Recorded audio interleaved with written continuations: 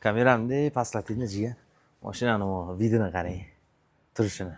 Yangi emblemaki va bu 2021-yilga 3 kun bo'pti. Nomer taqilganiga. Jigar.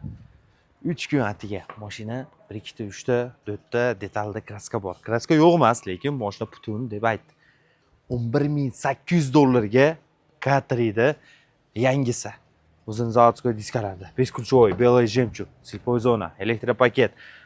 Ko'jlar holatlari mashina absolutni top-toza qarang ichlarini. Ручной электрический подогрев сидений, автомат драйв мод, автохолд, монитор, печь, климат контроль, экранli 116,000 пробег, multirul, push start bor. Kelar 21/6-oy. 21/6-oy. Ya'ni ko'ringchi. Men ko'rgan K3lar ichida bu ham bir tozasi deb bilaman. Chunki usti va ichki sostenalari vid go'zal.